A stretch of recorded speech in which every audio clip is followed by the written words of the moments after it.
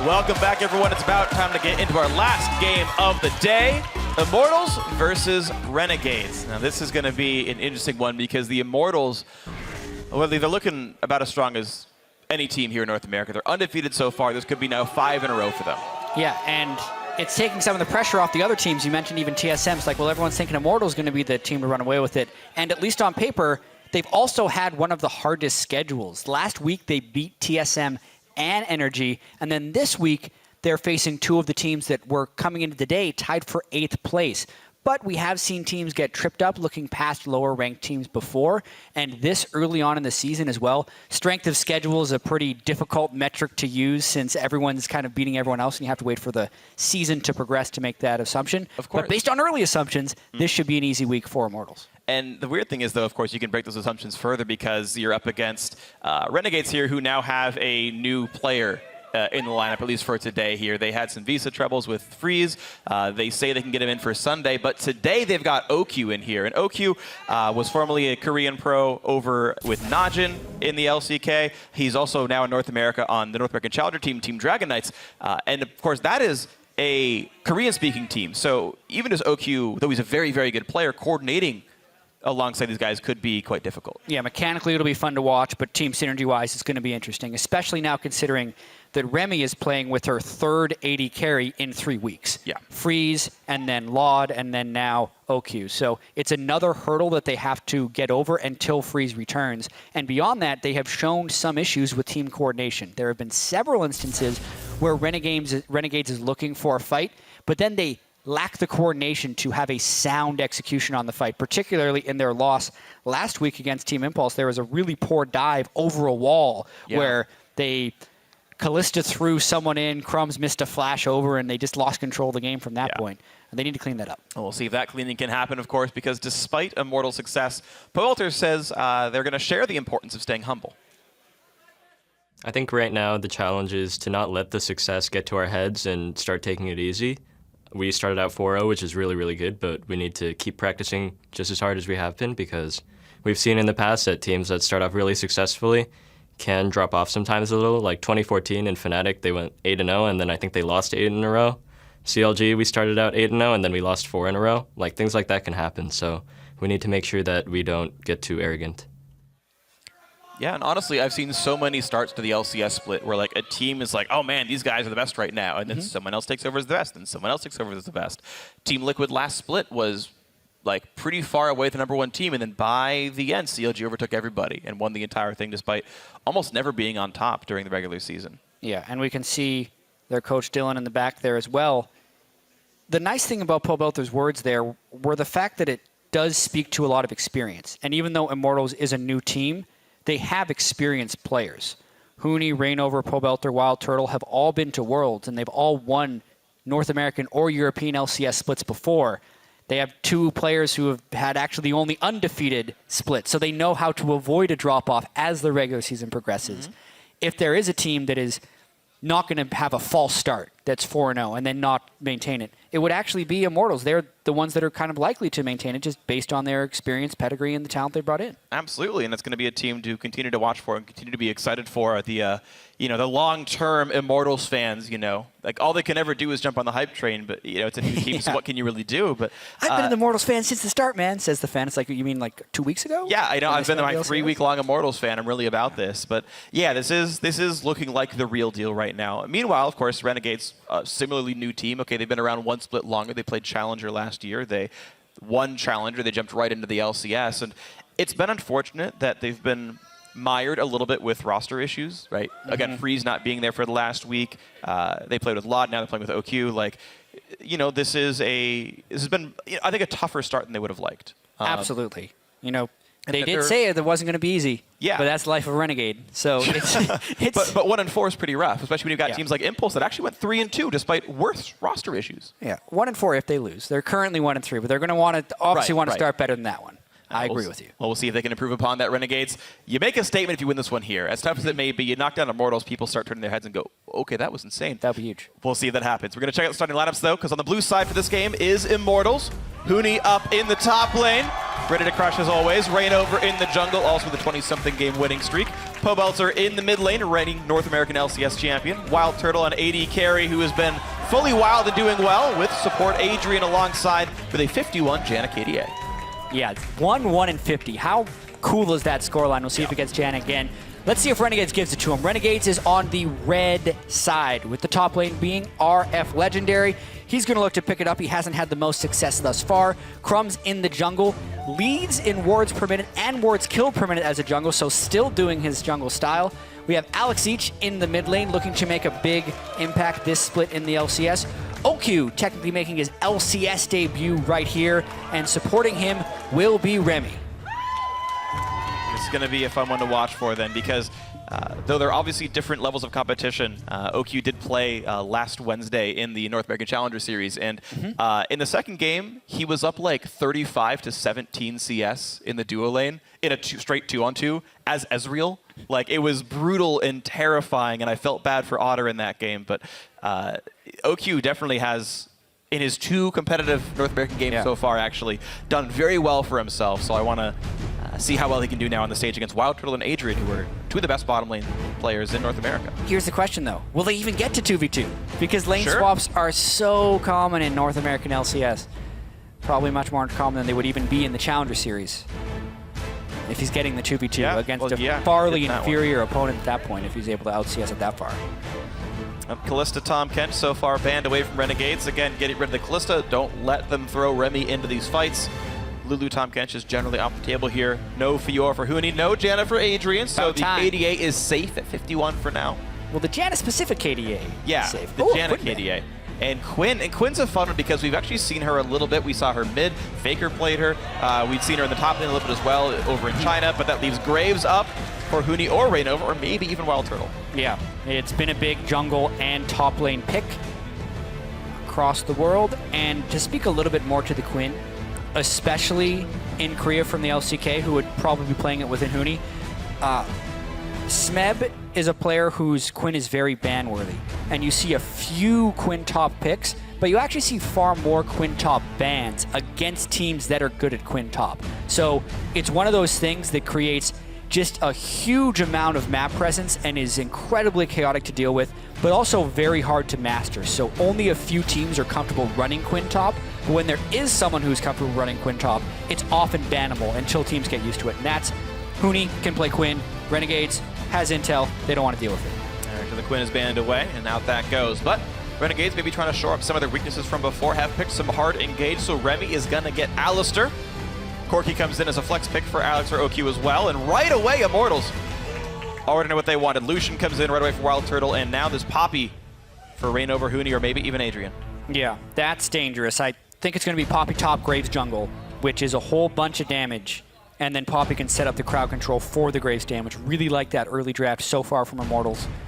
And I also think it's interesting that Remy picked Alistair over Thresh.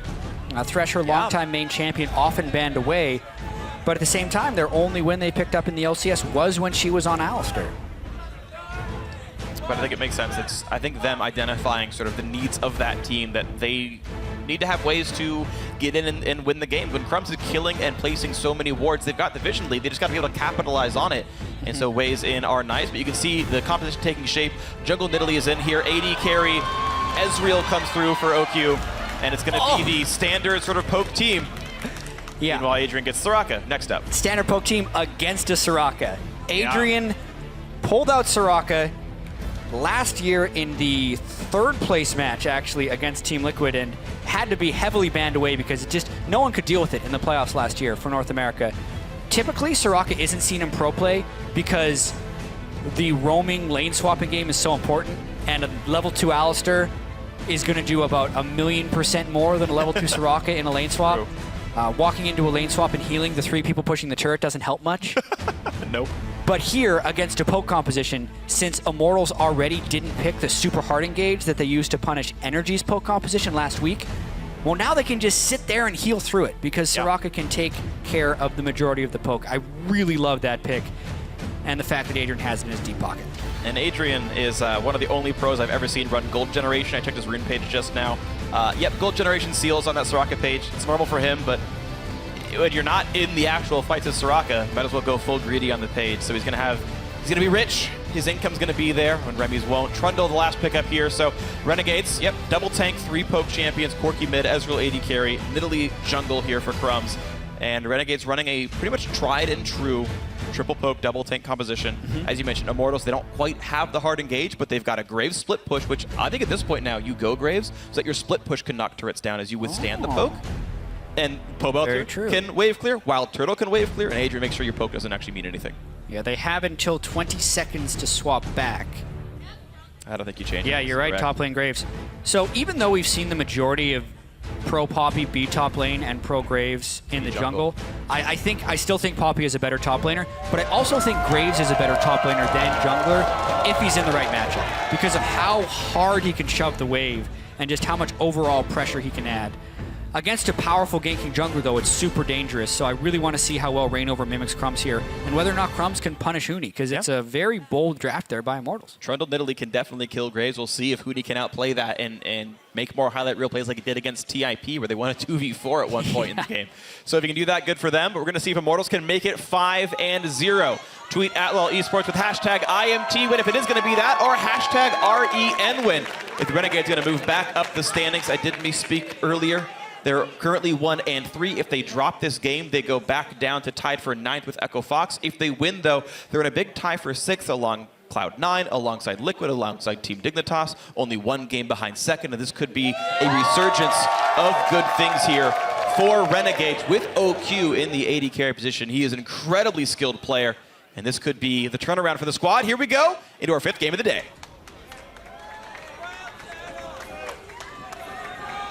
Yeah, and you mentioned that the triple poke double tank is kind of the tried and true team composition at this point. We see a lot of teams' willingness to pick into this, but it kind of completely lacks the midline, so to speak, of a team fight. So you're either positioned very well, but there's no in-between. Your damage dealers are so far away from your tanks that if you get flanked, everything falls apart very quickly.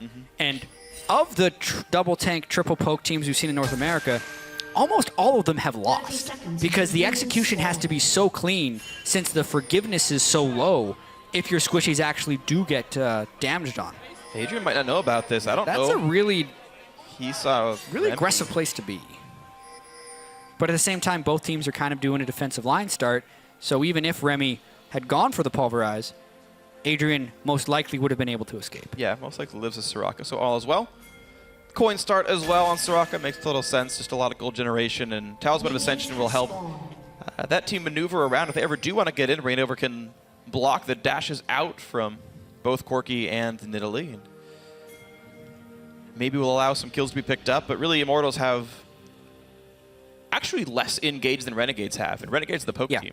Exactly, which is why this is a very bold draft for Immortals that I want to see how it plays out, because on one hand, they do have a large amount of sustain to deal with the poke, but on the other hand, they have fairly low engage in which to punish the poke. In fact, they kind of have a lot of poke themselves. They're shorter range double marksman and a Victor, but they can kind of push back with wave clear, and maybe instead of a poke composition and a counter flank going on here with Immortals, it's more going to be Immortals just shoving every wave and then creating split push pressure in which to disrupt the poke composition.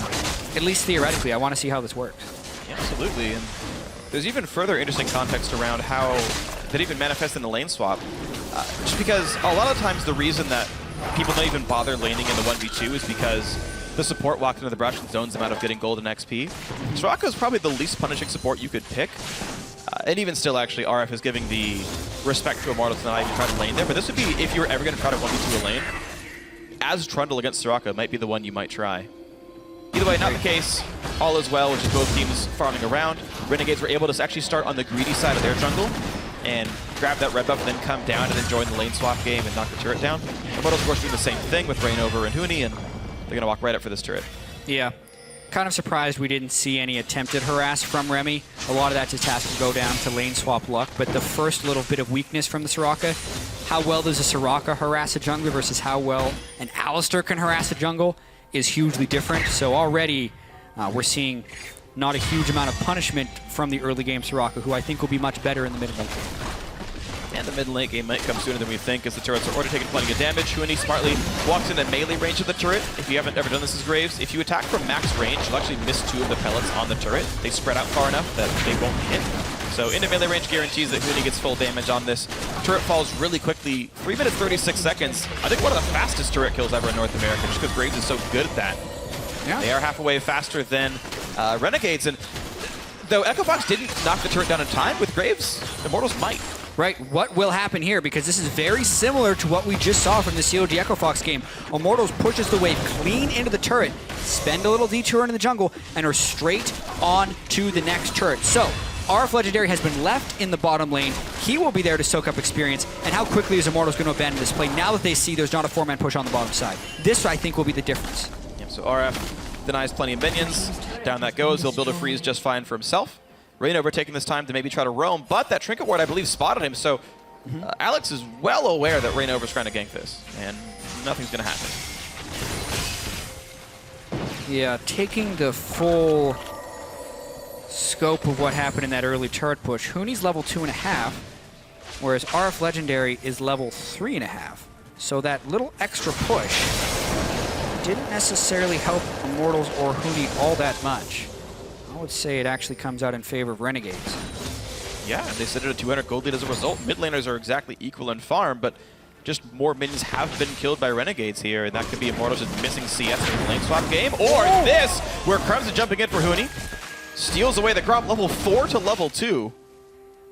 And the Gromp is a very large chunk of experience for Huni. That would have given him level 3, so now he's even further behind on this Graves and trapped in a difficult part of the lane swap, but at the same time, Immortals trying to keep the pressure up. Lucian and Soraka are pushing bottom, and the time has been bought because they saw people in the bottom side. Sneaky. Pobelter uses his heal to force a flash, which is better than using his flash to force a flash. This is actually the mirror of the matchup we just saw with Huhi versus Golden Food. Yeah. And Huhi crushed on the Corki in that matchup, whereas here Pobelter with the early edge over Alex. And as we swap back into the lanes, these people actually just completely mirrored what they did. The dual lanes went to the sides they weren't in before. The top lane has basically just joined their dual lanes. You're going to see top lane outer go down about the same time that bottom lane outer goes down. So, again, the same sorts of things happening here. You have to watch who can build the frozen wave afterwards. Immortals will lose this turret almost certainly. The Renegades try to make as many minions die as possible, but Huni's actually getting XP for all of this. And so, experience gain-wise, not a terrible thing for Immortals. That's the biggest question. RF Legendary, a few creeps from level 4, but because Huni leaked so much experience at that turret, and the dive was not threatened while taking that turret, he's kind of back in the game, only down 6 CS. And now maybe a dive attempt by Reignover, who's quick on the move. He's gonna see RF, he's gonna see OQ. Oh, flashes away just in time. Actually, that was flash after all, yes. OQ will survive that one, just barely. And that could have been a lot of damage dealt. Still a summoner lost, and Immortals want to take over the top side of the map. So really no big advantages gained thus far. True. That's for sure. Pretty close to mirrored outcomes here, and even despite the flash force and Pobelter forcing an awkward recall, mid lane farm still very close to the same. As his minion wave dies, it'll be, I think, what, +2 for Pobelter? And all as well. The smallest of gold leads, that's mostly from waves being pushed in. Wild Turtle was left alone in the bottom lane. He then roamed over to Krugs, and now without enough ward coverage to be safe from dives, he's letting the wave die because he doesn't know he would be safe. And in fact, he wouldn't be with Alistar right there.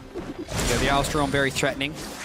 Meanwhile, we see Adrian on the other side of the map just healing the Graves as he pushes the turret, allowing him to take turret shots if he so chooses. You can see he bounces the Q up the turret, and yeah, RF realizing this is not the easiest trade.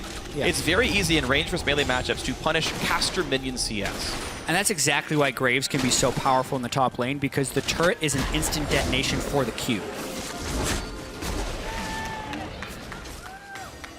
Renegades, of course, showing they had 2 people there under the turret. Level 4 on Remy. This is a bit dangerous. Reignover pulverized, the flash, and gets himself knocked up to 6.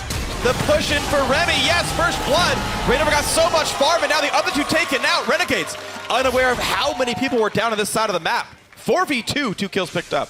Completely surprising me that he was level 6, but he was level 6 that whole time. OQ's really? Out of summoners. This will be another one. What a great chase. Well, there you go. Immortals takes control of the game right there. Renegades thinking they should have the experience edge early on, but really they do not. because Reignover got a lot of experience just in the lane swap back and forth and fast farming on Poppy of all junglers. That's the thing. Poppy is a very slow jungle when compared to Nidalee. You almost never expect the Poppy to be out-leveling the Nid, but that's exactly what happened here. Oh, he sees him. I think Alex had enough mana to Valkyrie away. I could be wrong, but... I think so too. Yeah. Yeah, so level 6 the whole time against a level 4 and a level 5. That's why he's so free to go in. Also, the Lucian can rotate over before the Ezreal, and the teleport threatens them right there, but knock him up for the delay. Pobelter also, Wild Turtle also flashing forward, by the way, to pick up 2 kills. Success with the forward flash. Despite months last year of being told you never flash forward, you save it for escapes, Wild Turtle able to play full aggressive, and you'll also note, I think this is important, that OQ did not even begin to move up. Right? The only non-English speaker on this team, Wild Turtle showed, and is about equal distance from where OQ was as well. But RF didn't TP, Huni did, Wild Turtle showed up, OQ didn't. And that's what happens when you get a 4v2. Absolutely.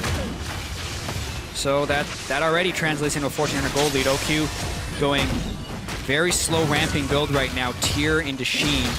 A lot of Ezreals we've been seeing have been going straight for a Manamune just to get that early pump of AD. But here, very low AD for OQ, so yeah, he'll be able to CS from range, but if they ever get into another turret pushing situation, they're gonna have pretty low damage on the turrets. And RF gonna try to absorb scraps in the top lane. Of course, RF never TP'd out of that lane when Huni went down, so he got some farm, he got some XP. Huni got kill and assist. Mid lane under fire. Alex got to be pretty careful about being in even a 2 versus 3, a bit difficult. Remy level 5, now has Crumbs around, and Reignover's behind this one though. And you can see Renegades having to split their focus at pushing Reignover away means they don't get to really zone out Huni and co, and that turret's down to about 1/3. As far as safety of dives though, and who's flanking, the Poppy in this context is incredibly safe. Poppy puts up a steadfast presence. Alistair can't headbutt towards him. Corki can't Valk into his zone. And Nidalee couldn't leap to get on him either. Like, it's an incredibly safe pick against those people who are going to close on him. And Reignover once again with some really solid early game pressure. 0, 0, and 2, doing just fine for the team. Huni gonna let Reignover get the Rift Herald. What is that? 3 for 3 on Rift Herald going to the jungler today? I think so.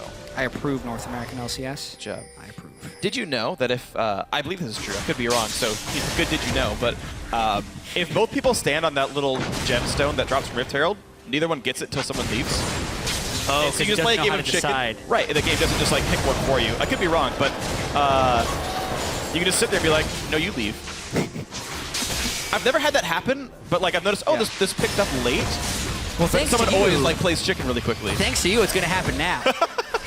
In all the games that people want to get Rift Herald. So you can thank Freak for that. Watch, it's not even true. It just goes to one at random. Did you know I didn't? Because it was false. Oh, okay. Reignover, pretty much omnipresent, looking for something to do in the mid lane. Didn't find any wards to kill. Well, that's what'll help with this Rift Herald buff as well, is he just gets much more mobility. Also an interesting choice that he's gone for a Sightstone super early into the game. And for once, Crumbs actually didn't go for a Sightstone.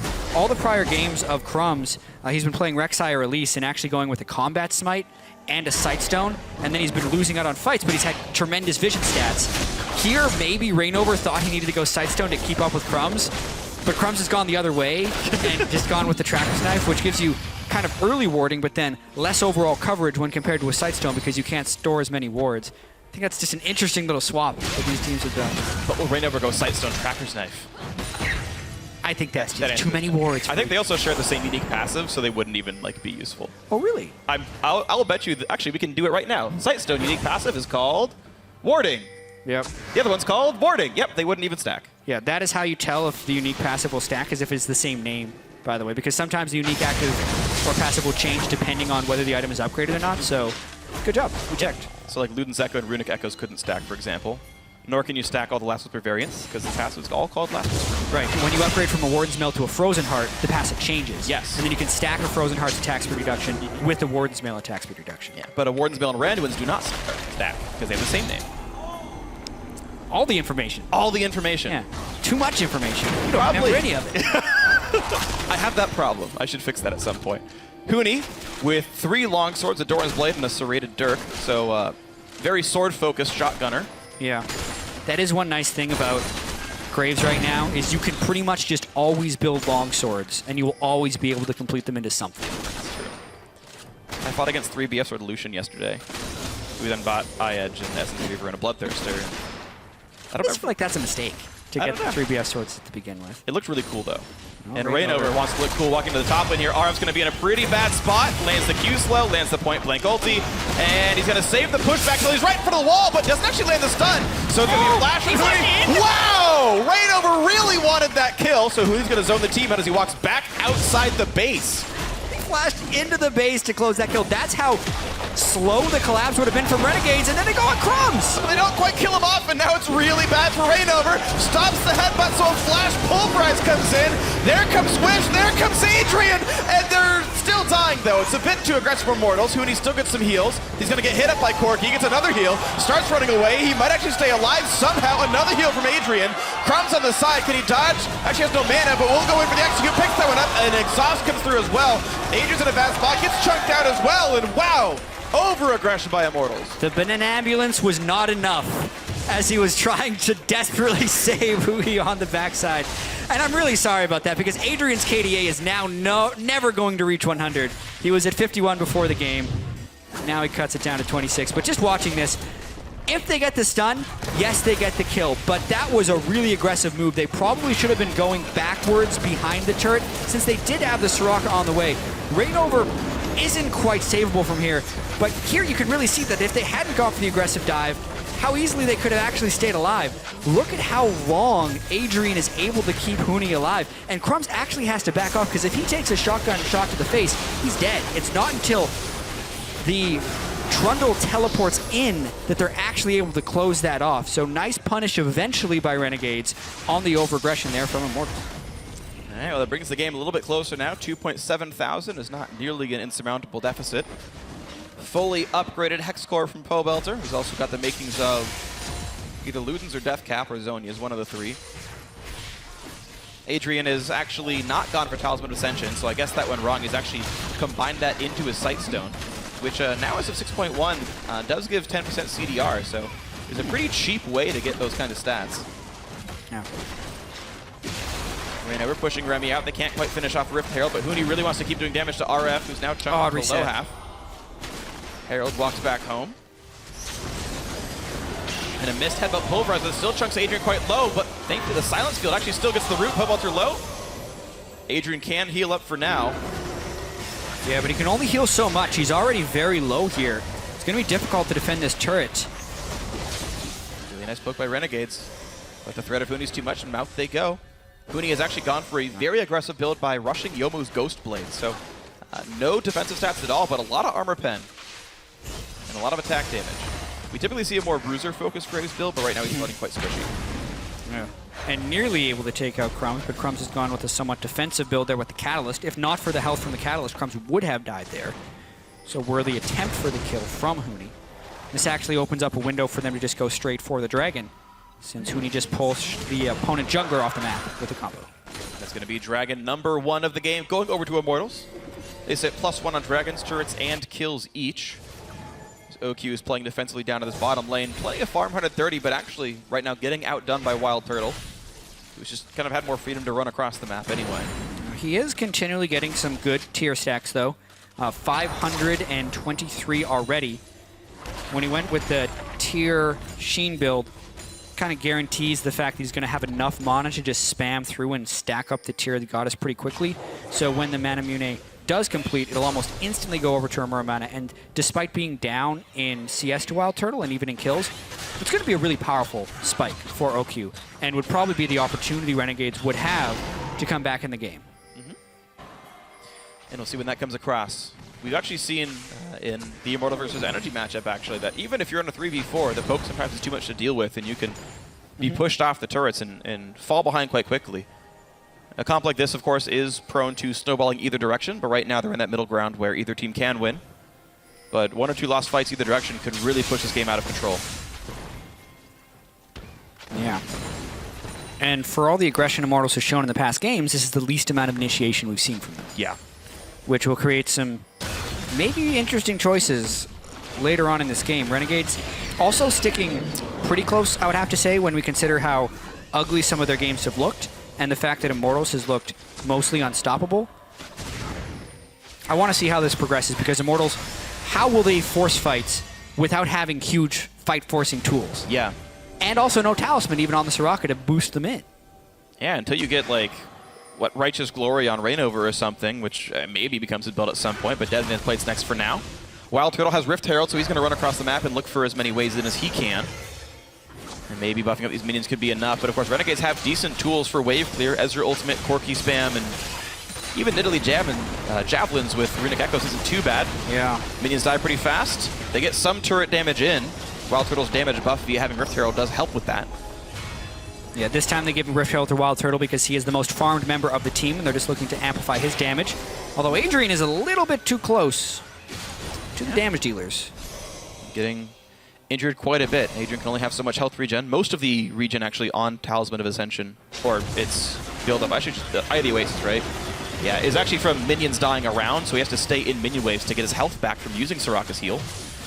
As that spell does injure you for even casting it. So Adrian has to be careful to actually sit around those. As he goes towards probably Locket next item, which also gives health regen, which is an important stat for Soraka. Huni does not continue to push this one down, does not seem to have... I think he has wards, but is afraid of Alex fighting him with the rest of the team already recalling back, so doesn't push in for the turret damage. Yeah, the aggressive moves that Immortals have, I think, are pushing turrets more so than pushing enemy champions. At least those can't run away, so move speed is less important there. True. And hoping that Huni wins his 1v1 enough that he gets turret damage in, or that Wild Turtle can get a few pot shots in during a push. And as far as single champion wave clear spells, Huni's Q and Pobelter's E are two of the best in the game. Just one spell clear whole wave, so they can shove super quickly. But I still think it's really dangerous against a poke composition like this to not have safe engage options. Yeah. They do have the healing, but I mean, that is limited. Adrian can only heal so much before he runs out of his own health.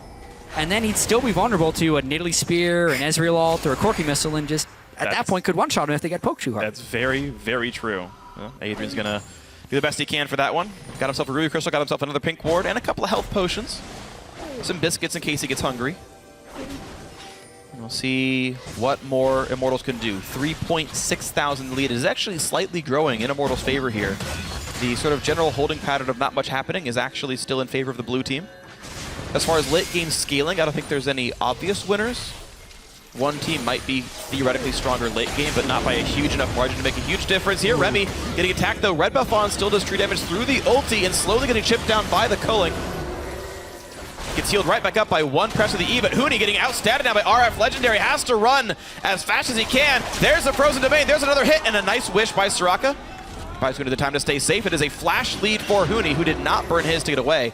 And actually did not have ult during that fight at all, so we'll have it for the next battle. And it burned ultimate from the Soraka, which is a small win, but like you said, the flash could make a big difference later in a team fight. He's keeping on top of him. Whoa, he's coming back for more with Home Guards! Oh, but the graphic cone says you need to stop. You're in the wrong lane. Calm down, Constable Trundle. Only Huni would teleport back into that fight. Oh, well, at least he's going to get some nice turret damage down, which should trigger Renegades to push in. There's no longer a teleport flank option, but they can't get past this wave clear. They can't. They don't even try. Like, the minion wave was alive, but they knew how hopeless it would be, and so they backed up before the wave clear even killed the minions. Because why waste the 5 seconds when you could kill wards in the jungle, get control back of your own side of the map like this, and be positioned for it? But Crumbs, whoa! Yeah, the one person who's running away with this game would be Wild Turtle. If we look at the total gold, the fact that he's 2-0, the fact that he is 40 CS over top. Never mind. There goes Alex. Alex spawns Pobelter, who's already been exhausted as well. He can't even flash out successfully, and whoa! The solo kill for Alex Itch opens up a lot of this game. Yeah, Pobelter could not walk back over the package zone there. He got tremendously slowed and allowed Alex to just beast him down with the exhaust as well. That's actually very critical. So finally, for Renegades, this is what they've actually been lacking most of their games. Someone makes a play on their own, and it's not Remy that had to do it. So they're now getting counter-engaged on. What? Well, someone made a play against Remy at the same time. She goes down the silence zone. Underneath the Poppy knockup guarantees no escape tools available for Alex, even if the flash were up. You're going to see that mean right away, turrets are falling. After losing a mid laner, very few teams will be looking to make a fight, and I think that just lulled Renegades into a sense of security. Now Immortals with a very strong push and a 4-0 Lucian for Wild Turtle. And right now Renegades leaving RF Legendary to push the bot lane down, gets the turret, then takes the TP, does manage to trade tier 2 turrets, saves the inhib 1 for now. In the game, under 5,000 apart. Yeah. Wow, what a strange series of events right there. Great solo kill by Alex Each, and then really an inexplicable turnaround there by Immortals. Didn't necessarily see where Renegades was wandering because I wasn't expecting anything to happen at that point. Was going to mention, though, that Wild Turtle is thousands of gold ahead of everyone else in this game. It's something that's happened on Lucian a few times. This was just, Remy was around the wall. They burst her down clean, and Alex Each is caught up in the fray. He was next to his support, but the rest of Renegades wasn't there. At this point, even though Pobelter had died, Huni was in the mid lane, so it was an even numbers fight regardless, even if they didn't get a pick, which is why they're willing to take the 4v4, knowing that RF wasn't able to teleport up quickly. Yeah. But well done by Immortals. They put themselves in a decent spot where they've broken down a large number of turrets. They've kept the gold lead in their favor, and they've kept the kill lead actually even now further in their advantage, making life difficult for the Renegades squad, who have pretty particular requirements to siege properly. And with Dragon number 2 on the field now, this should not even be hard for Immortals to take. Probably uncontested, to be honest. How fast Wild Turtle can take this down. Like, his team's not even around to defend him. This is always interesting. We talked about last game, the mind games and lane swaps, doing it without vision and you know, reacting based on what you think your opponents are going to do. A little bit of that here. RF actually late to the party, realizes Dragon's been taken down, walks into where he knew the team was taking Dragon, flanked by Huni, attacked by Wild Turtle, dodging forward, really wants his kill to happen, but look how fast RF's running, but Huni cutting out the escape path, blocks the Q up the wall, couple more shots will do it, there's the kill picked up, but a dive in the mid lane, 1 kill already goes through onto Pobelter, and now the push continues. Gravity Field buys a bit more time, but still, this is not something that can be easily defended. Reignover really wants it onto OQ, though, and they get quite a bit of damage. Adrian puts in the heals. Wild Turtle chasing onto Crumbs, flashing away. OQ really wants to get out of this fight, but Wild Turtle walking into a 1v3, healed up by Adrian. Maybe a bit more than he wanted, but the root comes through to Crumbs. Now Reignover once again on the chase. Can he kill off Remy? Yes, she goes down. Now Huni flashing in, just misses, but now Wild Turtle picks up where his teammate left off. They're going after everybody now. Crumbs and OQ, the last 2 alive. Stun doesn't land, but it's enough to knock down the Nidalee. And now Wild Turtle smells blood. Yeah, I mean, is this even worth the chase? Immortals has people in the mid lane that can kill the turret, and I guess they're just going to keep OQ busy here by chasing him down with the Poppy and Lucian. Yeah, he's going to die. Yeah, they're going to check. What? Hits the minions. There's the stun. There's the kill. Wild Turtle has got like 7-0-3. Oh, but because they chased for so long, RF actually comes out and defends the turret, which will be regaining health over time. Overall, still a massive team fight win for Immortals, but it all starts with the catch on to RF Legendary, and then Renegades not wanting to give that up and really seeing that as their opportunity to get through the wave clear, seeing as their main DPS source on Immortals was gone, but they just kill Pobelter, and then Wild Turtle was so fast running back up, and he just sticks around. Wait. There's no ultimate on Remy. Ward right there. headbutt to get away. All right, smart play. The only way she's going to live, really. That's true. Ulti was still down, no flash, no ignite. It's going to start Baron. Okay. They're going to sweep Baron. Back away. Okay. Wild Turtle just suddenly has 2,000 more gold. 13,500 gold, 27 minutes into the game. He's 3,000 above anyone else. Yeah. That is a sizable lead. There's been a lot of that this year for Immortals. Wild Turtle crushing pretty much everyone in North American LCS as far as kill scores go. This game looking no different. Yeah, and it's interesting that it's Immortals sort of playing around him and that he's always the one cleaning up. He's got 10 out of 11 kill participation in this game, highest on the team, more than the jungler, more than the mid laner. It's always Wild Turtle being involved when things go down. And just like this, pushing in for that one, doesn't quite get it. Crumbs forced a flash away from Reignover though. As a hop wouldn't do it, knocks him forward, can't quite get the stun though. Reignover just narrowly missing stuns this game. Gives him a window to take down that very low turret though. And it does go down. 28 minutes in, onto the inhibitor already. RF and Huni in a bit of a battle.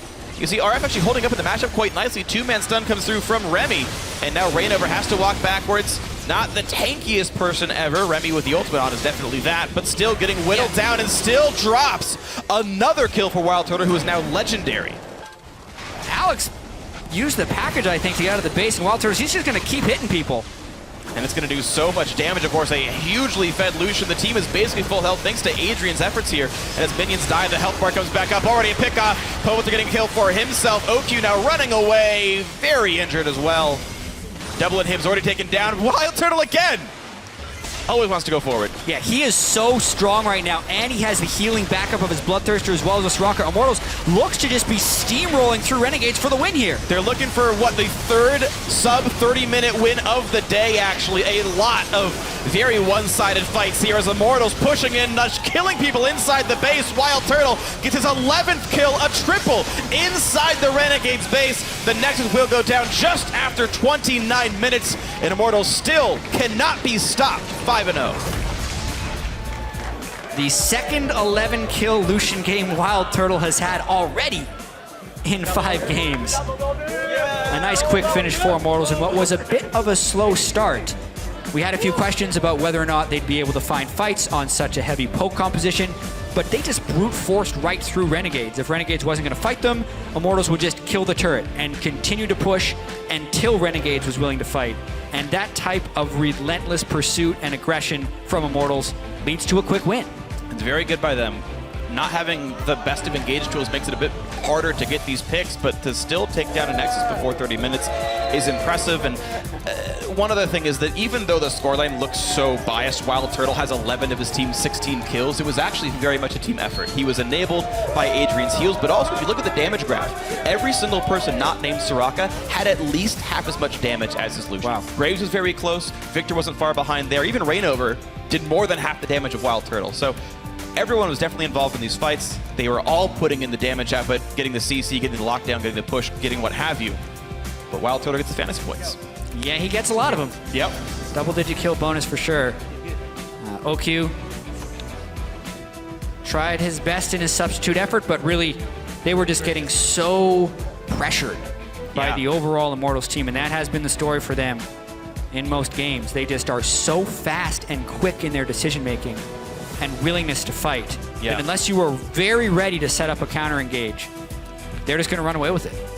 And Rainover absolutely everywhere. The only engaged champion on the team, really. And it's like, yeah, I'm getting behind people. I'm hitting flash wall stuns in 4v5s, at least map-wide.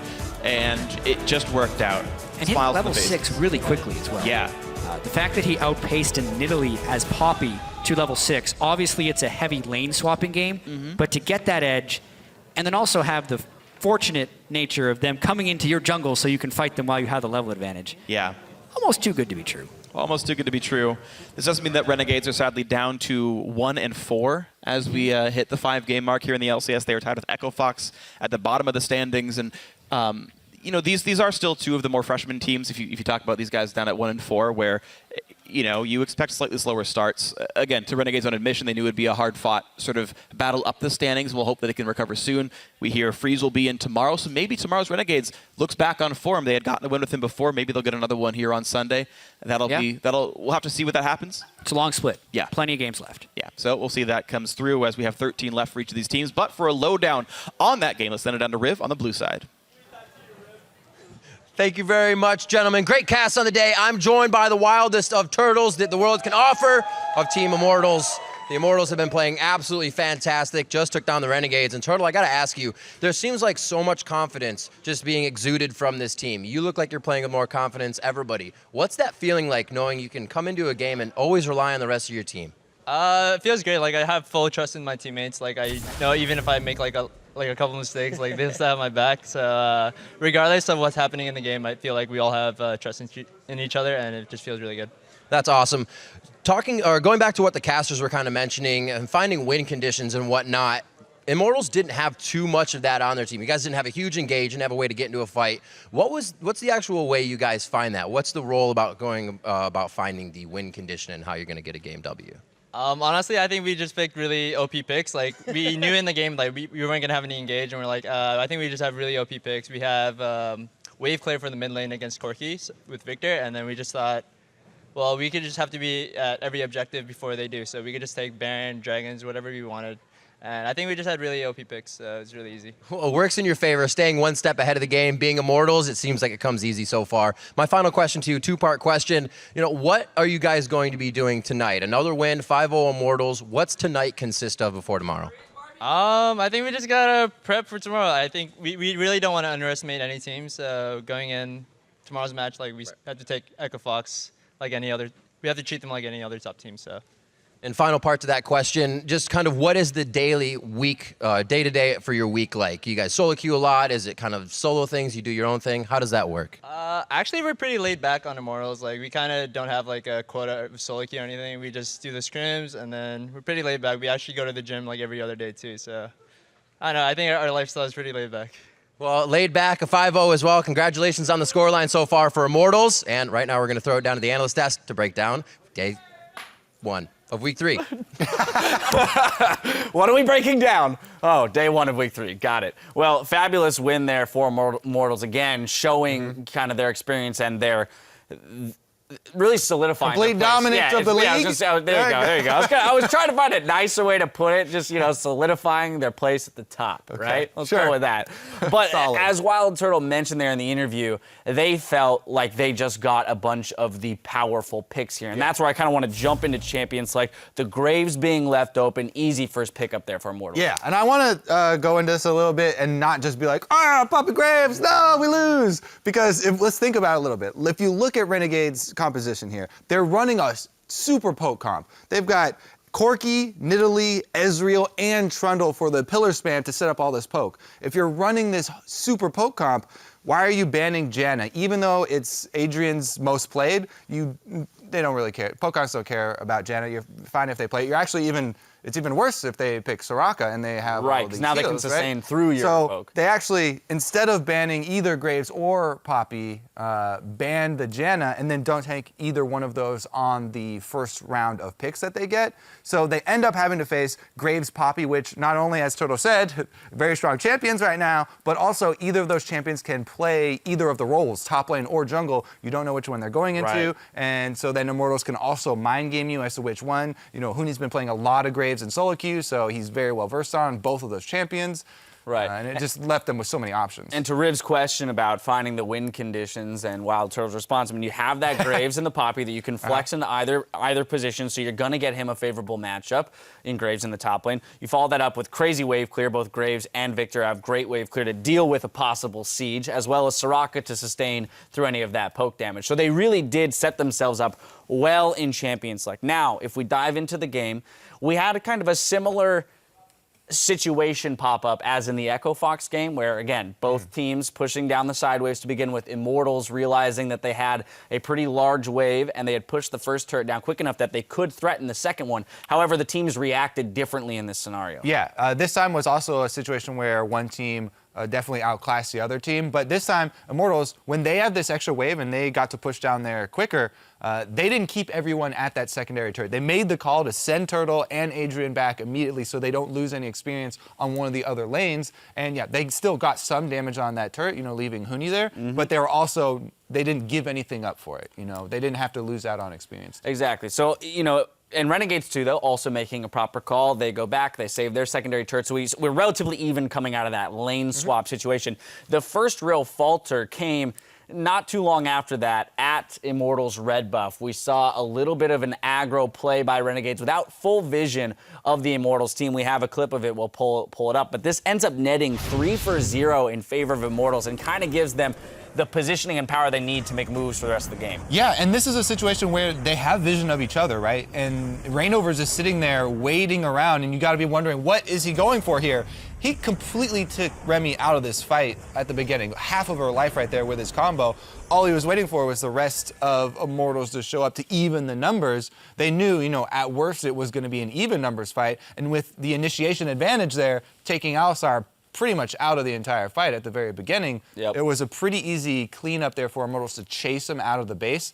So kind of the red invade, it was a good idea, interesting idea to set up for because they got there first, but they didn't really have the coordination to pull it off, Right. and definitely lost a step there with Poppy chunking Alistar and getting Poppy level 6. Reignover, That's what I was about to say. Reignover rushing to that level 6 so quickly was basically the reason they were able to overpower. Right, gives him the confidence to start that fight in the 1v2 scenario before the reinforcements arrive because he has that knock-up that he can utilize. Now we fast forward because this is an interesting thing here. Pobelter in that clip before the game was talking about how, if anything, Immortals' greatest challenge this split is going to be staying away from arrogance. It's going to be keeping themselves humble and making sure that they're playing smart League of Legends, not fast and loose. And we kind of saw our first example of them going a little bit ham in the top lane, 14 minutes into the game. We saw the Reignover and Huni chase to get that kill, but so many resources were used that then when Renegades collapses here, they're in a tight bind. I mean, this was one of those scenarios. We didn't see the very beginning of this, but Reignover and Huni just smashing the top lane so hard that they worked their way all the way this deep into enemy territory. As you see there, they barely missed out on that kill on Crumbs. It was also Soraka, please. So close. What is happening right now? Yeah, nice champion. But look at that counterplay, though. They just exactly.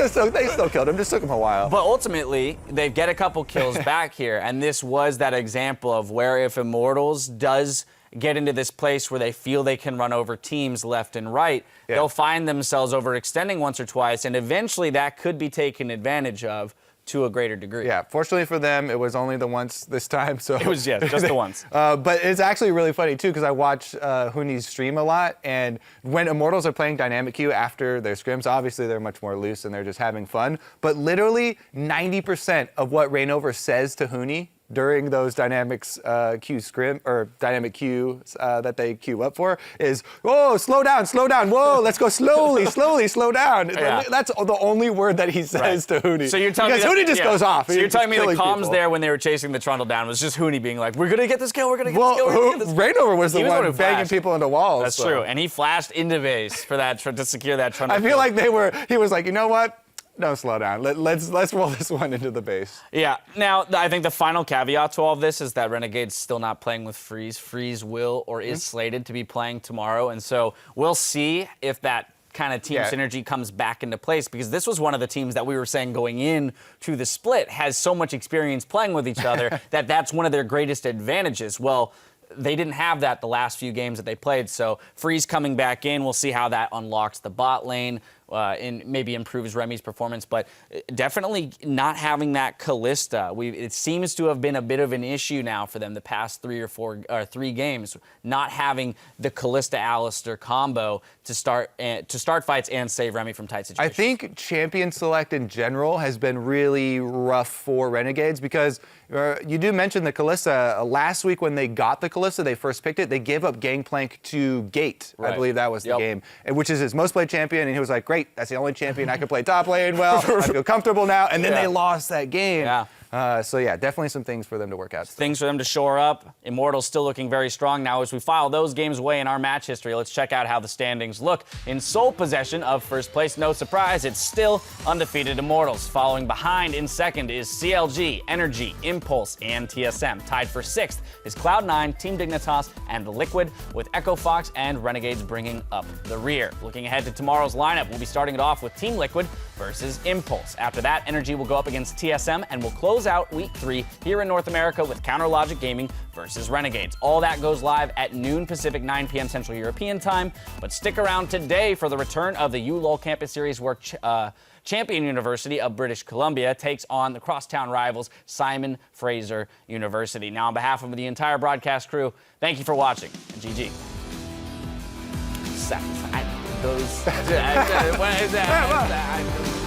Week 3, let's go. Power spike for all the teams. We're on to the rift. It's time to go. There's no blast. No, Balls goes down. He comes in with Jensen. A little bit of false sense of security. Okay, I can go. Flash. I'm ulting. I'm near target.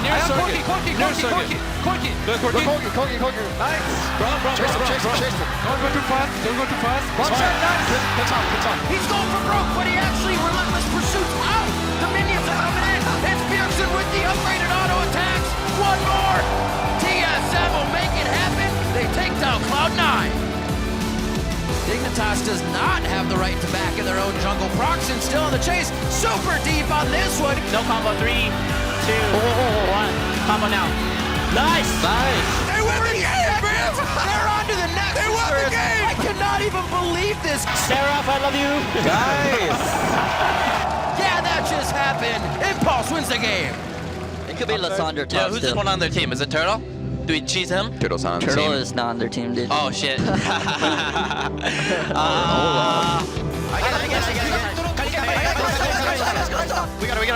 We gotta calm down. And it's costing them way too much.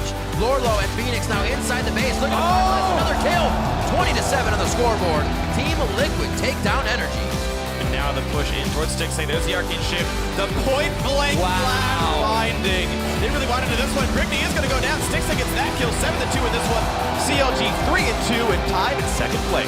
They have the push back. So he's right in front of the wall, but doesn't actually land the stun. So it's going to be flashing. Wow! Now Huni flashing in just misses, but now Wild Turtle picks up where his teammate left off. Very one-sided fights here as Immortals pushing in, killing people inside the base. And Immortals still cannot be stopped. 5-0.